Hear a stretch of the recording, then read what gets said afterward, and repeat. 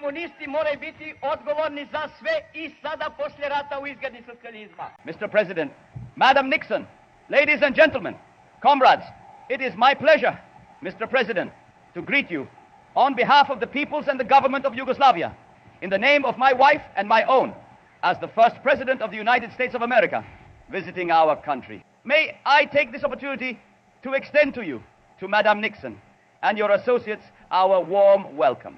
In 1960 in New York, I had a cordial meeting with President Eisenhower, and in 1963, during my visit to your country, I had friendly and useful talks with President Kennedy. These talks contributed to the further development of relations between our two countries. We appreciate, Mr. President, your personal interest in and contribution to the promotion of cooperation between Yugoslavia and the United States of America. Your visit marks, no doubt, a very important date in the history of these relations and will further encourage their continuous progress. The relations between Yugoslavia and the United States of America are of long standing and rest on a positive, friendly tradition, dating back to the establishment of relations between the USA and Serbia and the signing of a convention on consular and trade relations in 1881. Our two countries were allied in World War I. In World War II, we fought together, and each of us contributed his share to the struggle against the most sinister forces that threatened mankind. In those trying days of war, our partisans saved hundreds of American pilots from falling into the hands of the enemy. On our side, we have not forgotten the substantial assistance and support extended to us by the American people during our people's liberation struggle and after the war. Your country, Mr. President, is a land of many nations. People from our country, too, by their work, talent, and thought, have made a significant contribution to the development of America, from miners, fishermen, and farm laborers at the time when the foundations of the progress of your country were being laid, to Nikola Tesla, Louis Adamic, Mihailo Pupin, and many others who played an outstanding role in American scientific thought, culture, and public life. American citizens of Yugoslav origin have always been, and we wish them to remain, one of the bridges linking our two countries. Your great country is about to celebrate the 200th anniversary of its independence. The world has always held in great esteem the deeds of the great sons and intellects of your country, such as Washington, Jefferson, Lincoln, and many others. Your revolution and the Declaration of Independence have become an integral part of freedom-loving and democratic aspirations and of progress in the world. Mr. President, we live in a world of interdependence, a world which is becoming ever smaller, and which, as the brave explorers of outer space saw it, reminds of a small ship, the fate of which we all share. The achievements of every people are today property of and source of inspiration for the whole of mankind. By epoch-making advances in the field of science and technology, to which your country has also made a historic contribution, mankind has stepped into the 21st century. Yet, the majority of the world population still lives in misery, and many peoples are not free and truly independent. In different parts of the world, wars are still claiming precious human lives and destroying all that has been so painfully built. The world of today is characterized, on the one hand, by the existence of boundless possibilities for unparalleled progress and prosperity, and on the other, by desperate needs, injustices, and problems by which international relations are so heavily and dangerously burdened. Mr. President, it is only natural that mankind should expect from so vast and developed a country as the United States of America a major contribution to the well-being of peoples and peace in the world.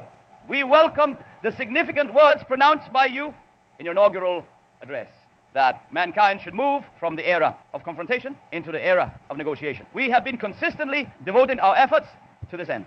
It was in 1961 that the Belgrade Conference of non-aligned countries appealed to the big powers to start a dialogue in order to avoid a general catastrophe. Yugoslavia views positively the present orientation of the big powers to negotiate, having at their disposal weapons which can destroy the world as well as enormous potentials.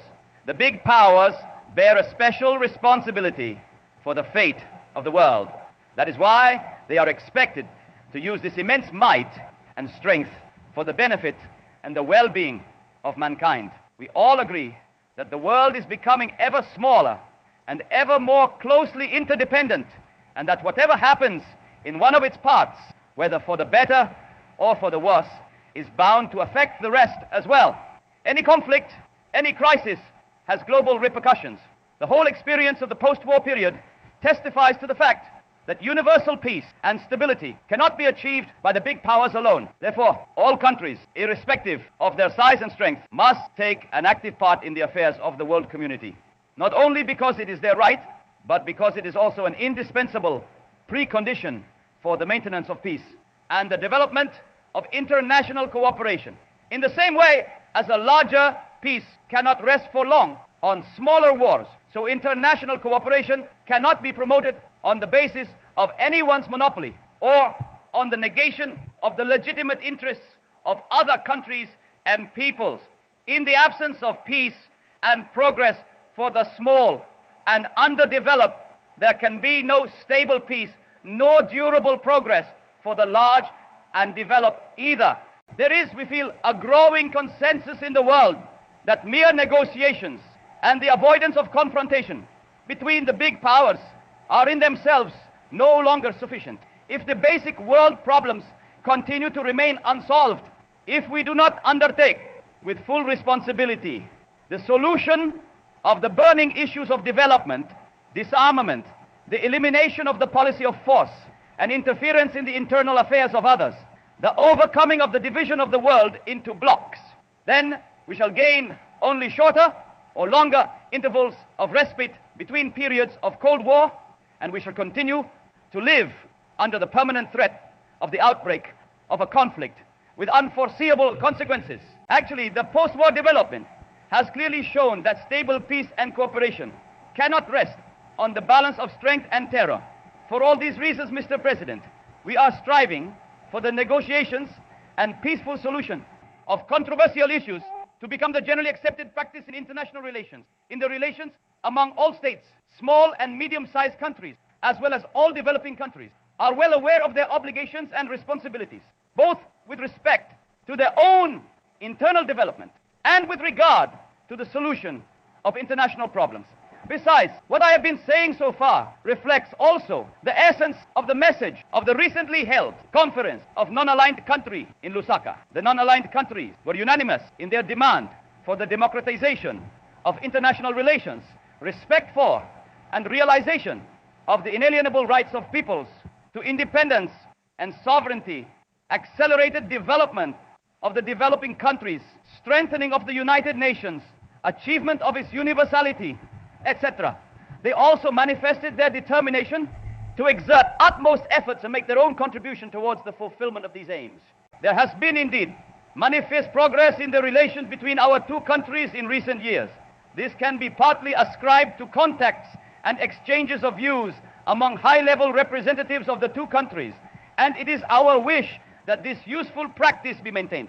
Particularly important are the results achieved in the field of economic cooperation, and we believe that there exist very good possibilities for its further expansion, especially as regards industrial cooperation, joint ventures, etc. We also attach great importance to the furtherance of scientific and particularly technological cooperation. We have always been striving, Mr. President, for good relations with all countries, and it has always been our earnest desire that the promotion of relations with one country should not be to the detriment of relations with other countries. The promotion of friendly and stable relations with as many countries as possible in Europe and outside it starting with our neighbors, is in our view a prerequisite for our accelerated development and for the strengthening of the security and the international position of Yugoslavia.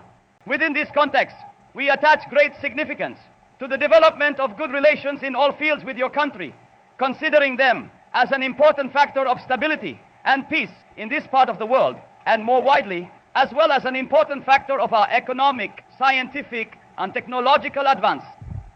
Let me stress that the status of Yugoslavia as an independent, non-aligned, and socialist country is the unalterable basis of our entire policy and of our approach to international relations and problems. We are determined to maintain our independence, for which we paid such a high price. This is guaranteed primarily by the unity of our country and the readiness of our peoples to defend their independence and free internal development against any threat or attack. Mr. President, the relations between the United States of America and Yugoslavia, between a large and a small country with different social systems, testify to the viability and realism of the policy of peaceful and active coexistence. They make thereby a major contribution to wider international cooperation. True, there have been and still are differences in our views and stands on different international issues. Such differences exist in our relations with other countries as well. But these differences have been no obstacle to the development of friendly relations and cooperation between our two countries. Mr. President, I'm looking forward to our talks, which will afford us the opportunity to exchange opinions on the international situation and the furtherance of relations between our two countries. In the course of your visit, you will see some of our achievements. We regret that your visit is too short to enable you to become better acquainted with the accomplishments of our people and the beauties of our country. I hope your stay among us will be a pleasant one.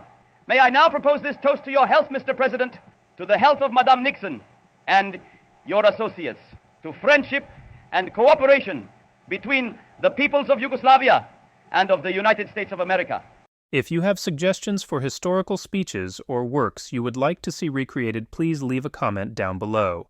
And I would like to take a moment to thank all of my patrons and YouTube members who help fund this work. Gold, Ben, DJ, Aaron, Edward, Space Captain, Myron, Harrison, Musicata, Carlisle, Ali, Cece, Mount FGT, Joey Vaughn, Jake, Kid Vanderboos, Rolfus, JD, Phoenix, Mike, Really Bad, Sarievsky, Owen, FX Hausa, Jared, Alberto, Jan, King Baldwin the First of Jerusalem, Shoshan the Elegant, Paz, Joshua, Asaph, Shada, and Sue,